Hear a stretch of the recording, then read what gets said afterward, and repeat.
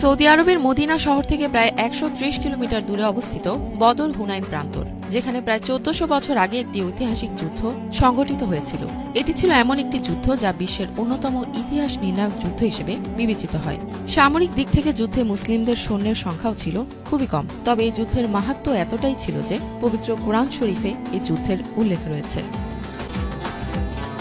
মদিনার নব্য মুসলিম রাষ্ট্রের জন্য বদরের যুদ্ধ ছিল একটি গুরুত্বপূর্ণ যুদ্ধ, যা রাজনৈতিক, সামরিক ও অর্থনৈতিক দিক থেকে বিশাল প্রভাব ফেলেছিল। বদরের যুদ্ধের মাহাত্ম্য উপলব্ধি করতে প্রথমেই জেনে নিতে হবে কেন এটি মুসলিমদের একটি ঐতিহাসিক বিজয় হিসেবে চিহ্নিত হয়। ১৭ রমজান ইসলামের ইতিহাসে অত্যন্ত মহত্বপূর্ণ একটি দিন।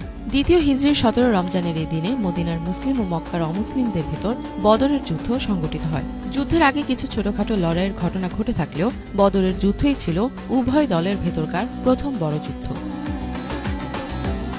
বদর নামের পেছনে একটি জনপ্রিয় ঘটনা রয়েছে। বদর বিন ইয়াখলাদ নামের এক ব্যক্তি সেখানে একটি কূপ খনন করেছিলেন। কূপটির পানি ছিল অত্যন্ত স্বচ্ছ। সেই পানিতে দেখা যেত চাঁদের প্রতিফলন।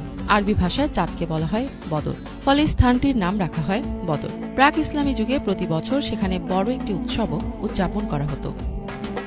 ডিম্বাকৃতির একটি বিশাল এলাকা জুড়ে বদর প্রান্তর। বদর প্রান্তরের প্রস্থ প্রায় ৪.৫ মাইল। এটি ইয়েমেন থেকে সিরিয়া পর্যন্ত বিস্তৃত উল্লেখযোগ্য একটি বাণিজ্যিক কেন্দ্র ছিল।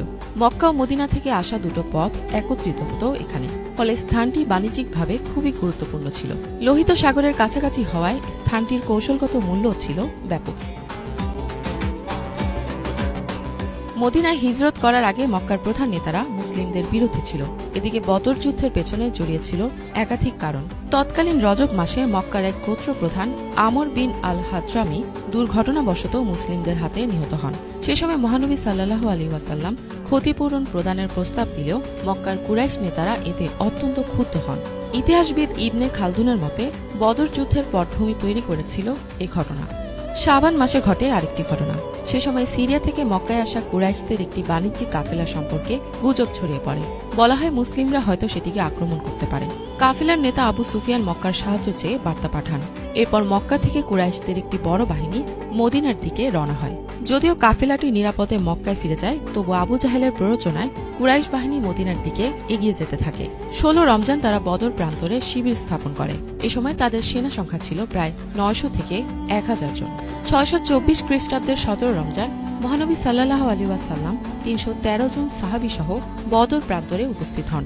যুদ্ধের আগে কুরাইশদের কিছু ব্যক্তি যুদ্ধ এড়ানোর চেষ্টা করেছিলেন, তবে আবু জাহেলের একগুঁয়েমের কারণে তা হয়নি। একক সংঘর্ষের শুরুতে কুরাইশদের ৩